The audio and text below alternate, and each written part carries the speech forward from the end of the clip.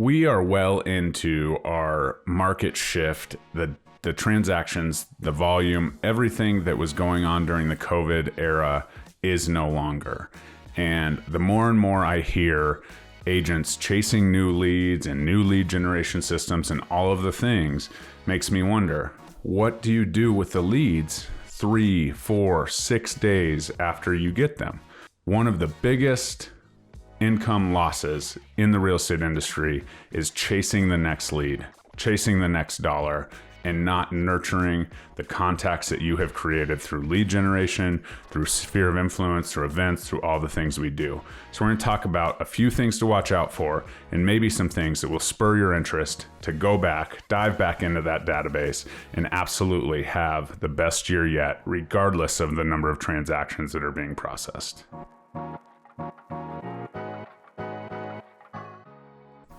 What's up, guys? Jeremy Kane with Real Estate Agent Playbook, helping you win every single day at the game of real estate. As I'm training agents, this is one of the biggest things that I see is the failure to follow up with the contacts you've already made, letting people slip through the cracks, forgetting about them. You know, they said they're 6 to 12 months out. Well, now it's 18 months away, and you just saw them posting their picture on Facebook with a new home. That's what I'm talking about right now. We need to make sure we're dialing in our follow-up, not just for the brand new lead, but for the leads and the contacts that we've had in the past.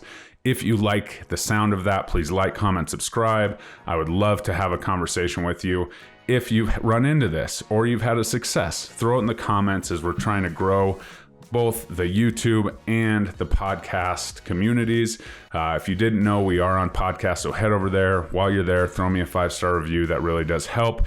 Get the podcast, get the information out, as I am dedicated to help realtors win every single day at the game of real estate, no matter where you hang your license.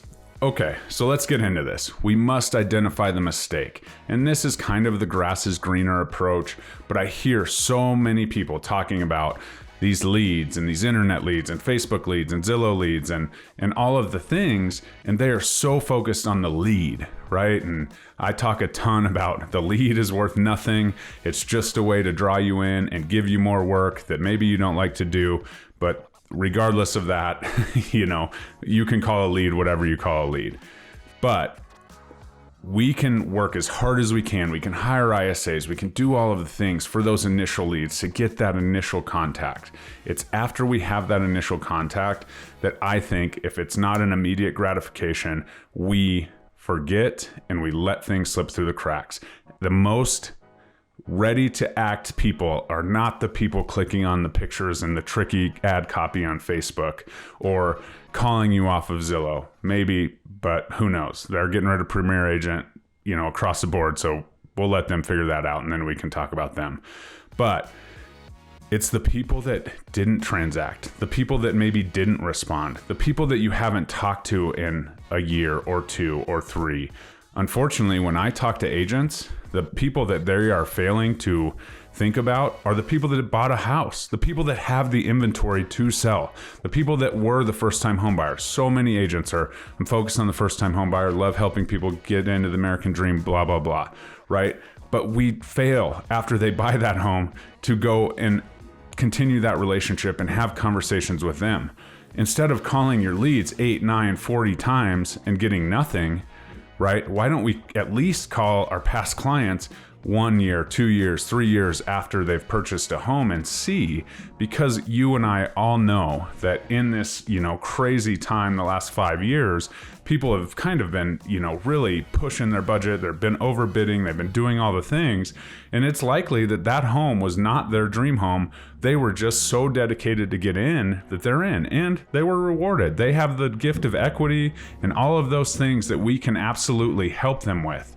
And so if we are focused on that and we are looking at that piece, that is the problem that we are leaving on the table. We're leaving so much money on the table. We're letting those agents that are farming and the people that have, you know, hung up door hangers and have seen them, you know, we're letting them take that turf, right? So have that follow-up, have those conversations, be the asset, do those annual reviews like I talk about in a video on this channel. So now you say, well, Jeremy, how do I do this, right? I'm that person. I am the person that really is focused on that next deal coming through. And I have, a newsletter, and I have some automation that I send all these people, but maybe you're right. Maybe I am focused on the new versus, the repeat and referral. And so then it comes down to your contact management, right? We have to create a client journey. I have a whole section in my course that is coming out dedicated to my client journey and how you build it. The truth is, you're not going to build it just like me. You're not going to give the same gifts. You're not going to do all of those things, but have a process, have a system. What do you do for every single client as they come through your pipeline? From lead to conversation to contract to close to lifelong realtor, right? Lifelong relationship. That's what we're really going for here. And you can automate some of this stuff. You can, deliver pizza and cookies and all the things that we do, automatically, technically, but those are all follow-ups, right? Those are all follow-up opportunities. I was talking to a new agent the other day, and she was talking about making monthly kind of rolling contacts with her CRM. We'll have a reason to call, right? We don't want to just call and say, hey, how's the house? What's going on? Are you ready to buy or sell? Well, no, we just did it a month ago. That's not what we're talking about. But if you live in a warmer climate, now's a perfect time to say, hey, summer's coming. Have you had an HVAC tech? Because you know what happens. The first day it's 100, the ACs don't work and the HVAC techs are completely booked out and you have air conditioners, problems for 2 weeks. No, get it done now before the season. Make sure you're ready to go. That way, when everyone's freaking out and the ACs are breaking all over the place, you can host a party and be the most popular person on the block, right? And so if you're having these conversations that are relevant to your situation, you can make that happen. So how do we do that, right? Depends on where we're at, right? Air conditioning is not like an absolutely needed thing here in Colorado, except for 4 to 10 days a year.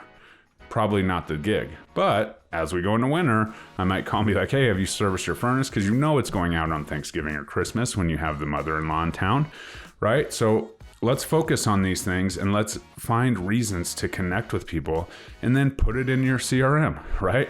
When my clients close on a home, they transition from under contract buyer or seller to closed buyer or seller. And I even have it a year out because it's different for the first year than it is for the rest. So, then my CRM tells me, okay, call this person. It's been 3 days since possession. It's been 3 weeks since possession. It's been 3 months since possession. So that's a task for me to do, for me to make that connection, right? It could be a text, depending on who it is. Whatever you do and how you communicate, that's up to you. But the touches are what matter, the personal touches. If I'm sending out text messages that say unsubscribe, people know in this day and age, first of all, they click it. Second of all, they know that that's automated. So take a step back and put some time into these people, right? If you automate anything, I would suggest automating the front end, right? You can have, call 3 times and then put them on a drip and automate them and, maybe call them again in 6 months or whatever. But the problem is that we don't automate the front end if we're good at conversion, and we do automate the back end and we lack conversion there as we move forward. Next, once we set up the system and once we set up the campaign that's going to remind us to have these contacts, what do we have to do? We got to pick up the phone. We have to make the calls. We have to make the contacts. We have to host the events. We have to get the invites out. And this is where you can put a lot of your time, right? And we can have VAs and we can have admin assistants and all of the things, but you are the face. You're the face of the franchise. And so it's important that you are out there, shaking hands and kissing babies, as they say, right? And so make sure that you are putting this work in.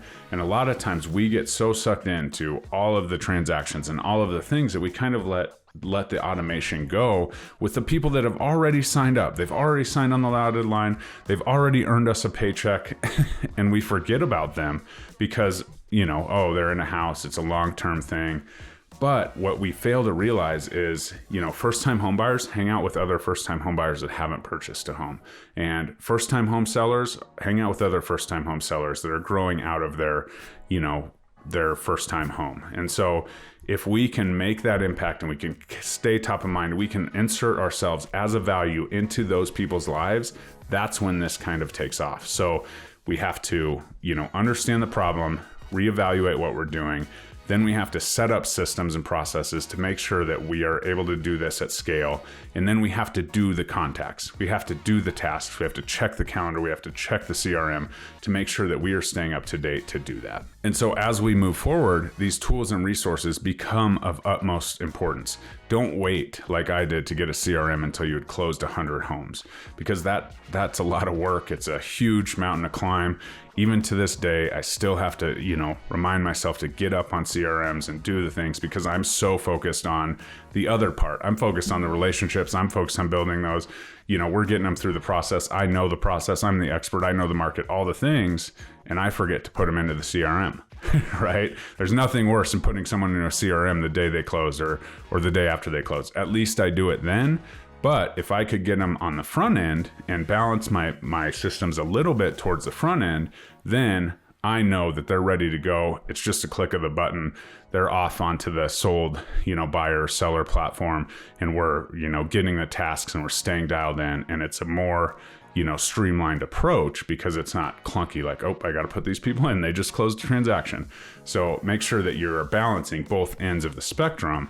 But let's not forget about these potential and all of these sounding boards, right? You have a testimonial, you have somebody that's happy, you have somebody that's achieved greatness, right? They've achieved what they set out to do. The day they contacted you, they didn't know that they could do it on their own. And so you came in and you helped them, and you did it for them. You did what you needed to do for them in that moment.